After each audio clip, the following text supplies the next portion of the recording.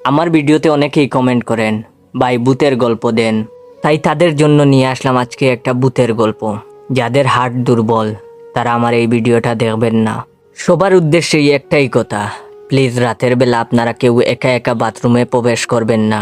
রাতের বেলা একা বাথরুমে গেলে আপনি অনেক বড় দুর্ঘটনার শিকার হতে পারেন।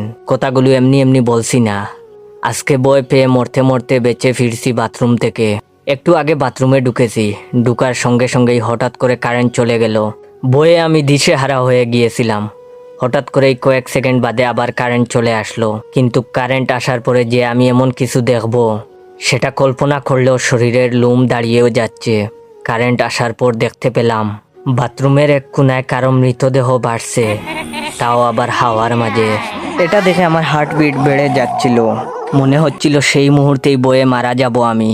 আমি এক দৃষ্টিতে সেই মৃতদেহটার দিকে তাকিয়েছিলাম। হঠাৎ করেই যেন মৃতদেহটা আমার দিকে ঘুরে গেল, আর তার খোলা চোখ এসে পড়ল বরাবর আমার চোখের দিকে।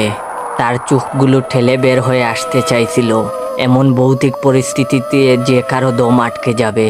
অতঃপর আমি এক বুক সাহস নিয়ে সেই মৃতদেহটার কাছে যেতে লাগলাম। যত এগুচ্ছিলাম ততই হৃদয় স্পন্দন বাড়ছিল। যেতে যেতে এক পর্যায়ে সেই মৃতদেহটা অনেক কাছে চলে আসলো।